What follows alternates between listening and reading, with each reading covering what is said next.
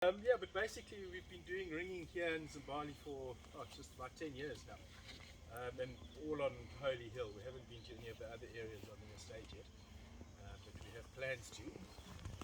And basically, yeah, we're ringing the birds to identify them as individuals, putting these unique numbered rings on, so we can monitor them and see their movements, if there's migratory birds, if they're returning to the same areas, or hopefully somebody else picks them up somewhere else.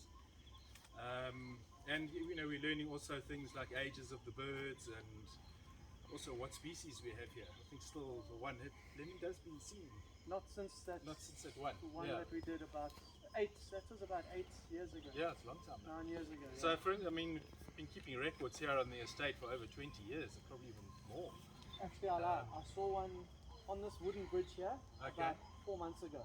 What are you talking about, What are Richard? you saying, Rick? Lemon dove. The lemon dove. The right, old I name remember is you cinnamon mentioned it. dove, and it's Yeah. a forest special, and we only caught it once in the nets. I never saw it again until just a few months ago. Okay, yeah, Got so a in photo all of it, 20, 30 years there's been no Yeah. physical sightings of them. Sure. Yeah. But yet we caught it ringing. So it does, occasionally the ringing does turn up species that we don't Yeah. often get to see, or very shy, secretive birds. And so we've ringed about 30 odd species in this area. I think some of the highlights, the highlights is the spotted ground thrush, which we've started this last year. Some of you might have been here for that one. Yeah. Who was here for that? Just a few of you. Okay. Yeah.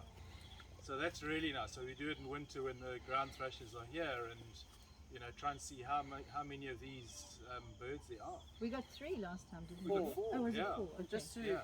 for those who weren't there, it's an endangered species. We know very little about their movements, and the estimate is that there's somewhere between 1,000 or 2,000 left on Earth, which is not a high number at all. And they live in this coastal forest, which, as you know, is just getting decimated. We've got a tiny thin strip of coastal forest left, which is one of the reasons why we want to ensure that Holy Hill remains forever. And it's one of the main reasons why we are, it's so important for us to keep these forests patches. And this ground thrush is moving between here and the Eastern Cape. They move from northern KZN down to the Eastern Cape.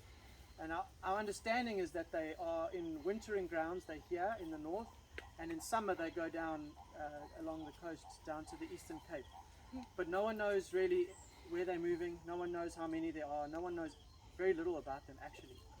And so that's why it's quite an exciting project we started as of last year. So every winter now we're going to be ringing and trying to see if we can recapture the same birds or new birds, and it'll tell us data that, James, how many ground thrush have ever been ringed in South Africa? Oh, there's not a lot. It's such a limited range, where they're actually found. Something like 120 or Yeah, something. it could be just over 100 probably, and that's Ever in ringing. 30, 40 years of ringing. That's And we've done 4 of them already on Holy Hill Yeah. in 1 year. So Or one morning. one morning, yeah. Yeah, it was So amazing. as of this year or last year, we've now started this thing. It's going to be an annual thing. In 10, 20 years, James will probably be the guy who's ringed more spotted ground thrush than anyone else. Yeah, it's not far off already. So please, if you guys keep your eyes on the Zimbali Wildlife Warriors group, we'll be doing it again around sort of June, July, August this year, and it's an incredible thing to see these rare birds. Anyway, Beautiful. back to you. Yeah, we put up 400 meters of nets for those, and we were going to be happy if we caught one. Yeah. And then we were pleasantly surprised with 4 in the nets. So who knows how many more there are. So, yeah, so there's, we do certain projects like that specifically aimed towards individual species, and as Rich is saying, it's to try and conserve the areas that these birds are in, and and ultimately it's not just those individual species we're protecting, but it's everything else that's in the environment as well. Yeah. So it's it teaches us different things more than your sort of normal bird watching and records would. So yeah, the retraps that we're getting in constant effort sites that we come back to regularly, we generally tend to get around 10% retrap rate of the species, and even migratory birds, they seem to come back to the same places. Whether wood sandpiper that's travelled 20,000 kilometers round trip, maybe Crazy. more, I catch it in exactly the same net, the same site. That's amazing. So it's Sure. incredible what we can pick up. And obviously, our highlight is I haven't had one yet, but if one of your birds gets caught in Europe or Asia somewhere, Yeah. that's very special.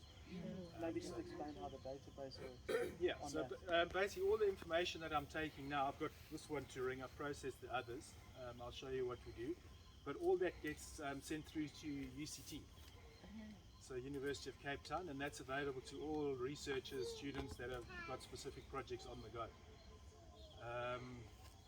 Yeah, so that's, there's a lot of different projects that the guys are working on, and if there's anything specific that they're needing research done on, they let us know.